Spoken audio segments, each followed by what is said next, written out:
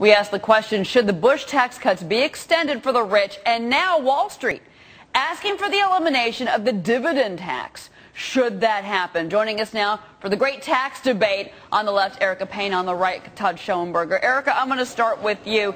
Dividend-paying stocks are very popular, in particular, with retired folks in this country because it's steady income. Why not suspend the tax on that income, even temporarily? So let's just get straight exactly what's on the table. What's on the table is that anybody who makes under $250,000 a year, if you're a joint filer, $200,000 a year if you're a single filer, nothing will change. Okay, so if you're in that, nothing will change. And they're just going to kick it up a little bit for people making more than that, which I think is perfectly appropriate.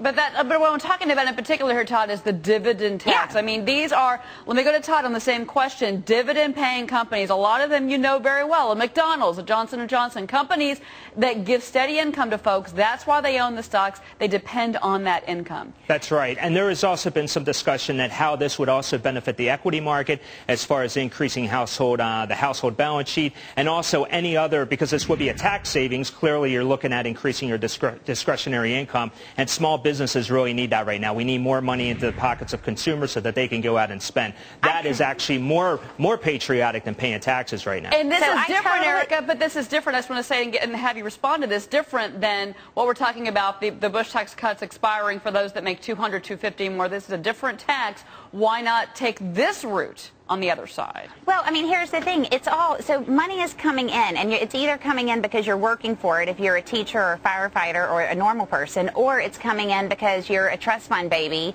and your parents invested some stocks for you and you're getting dividend payment. I personally would rather reward people who work for a living than reward Paris Hilton, who needs a tax cut about as much as she needs a new outfit. Let's talk about rewarding people.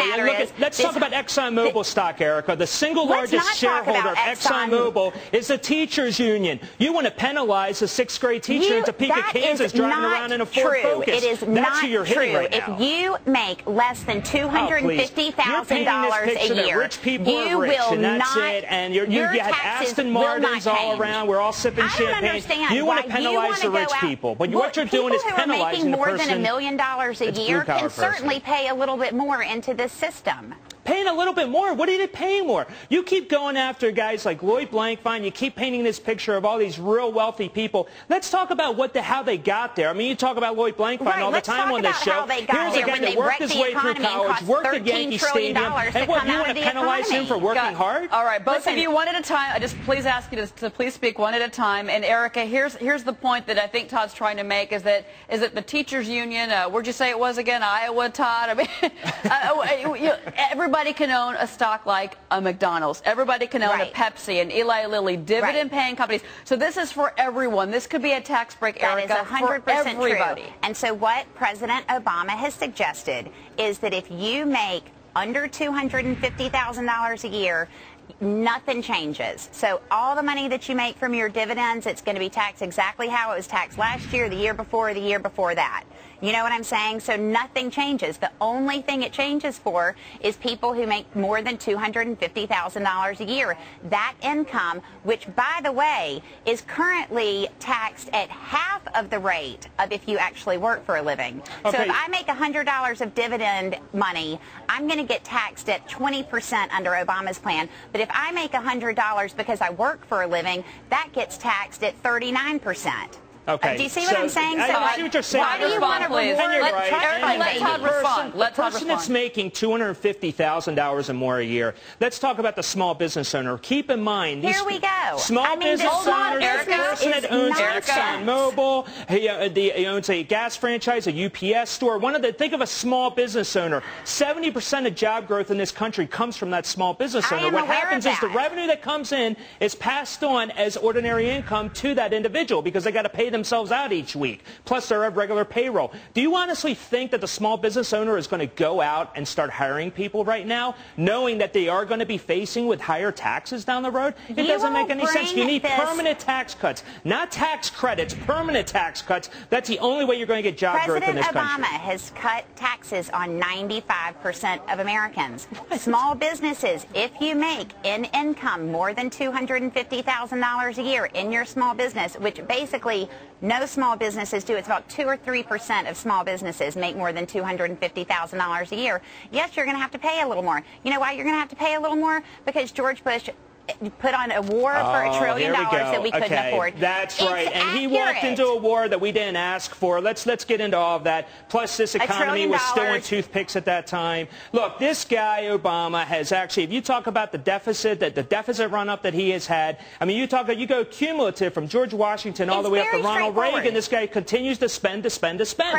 Look, it doesn't matter. I'm all for tax cuts, Erica. Hold on, hear me out here. I'm all for tax cuts. I'm all for tax cuts. The problem is that you have a president that continues to spend like he's a 16-year-old with daddy's credit card. It just doesn't work. Talk about a 16-year-old with daddy's credit card. 1 in 6 Americans right now is on government assistance. Because he had some inferiority complex because of his father.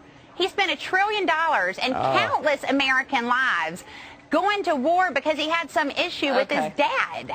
Let's focus on the last 18 months and the current administration that has been in power, Erica.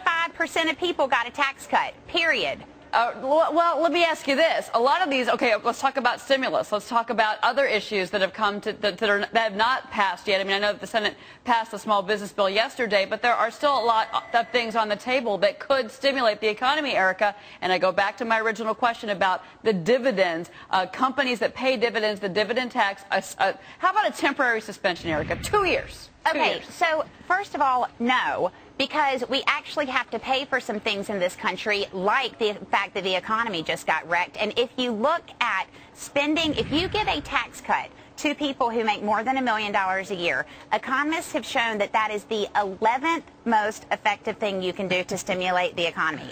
It's number 11. So why don't we first, before we do that, do the top 10 things we can do to restore the economy? Okay, Todd? Look, Christy Romer has actually, she did a study that points out that the mathematics are just there right now, saying that the U.S. economy will increase $0 based on government stimulus. The only way you're going to grow this economy, the only way you're going to grow this economy is by cutting taxes. The way that you're going to grow the economy is by stimulating demand. The way that you stimulate demand is to give a tax cut to 95% of Americans, which is exactly what President Obama has done. In a situation that you are prolonging the Great Recession, if you will, of the 21st century. Explain to me why you think that Paris Hilton needs a new outfit and needs a tax cut as a result of it. You conservatives walk around acting like you're every people, and all you do is cut taxes, and give every single person in this country who makes more than $1 million a year Erica, what we're discussing, benefits that they don't need. But at the end of the day, Erica, what we're discussing here is the extension of tax cuts that have been in place since 2001 and 2003, and even some Democrats, some powerful names, have even come out just this morning and said, why raise taxes in an environment where the economy is in a negative territory right now? Maybe not growth-wise, but still, we're not keeping up with inflation. We're not keeping up with population growth when it comes to economic growth in this country. Why not just leave these tax cuts in place? Again, I go back to the 2-year example. Can't that be a compromise, Erica? So definitely, let's leave the tax cuts in place for people who make less than $250,000 a year. Everyone is in agreement. What John Boehner in the House is trying to do is hold tax cuts for all of those people hostage so that his millionaire friends can get a tax cut.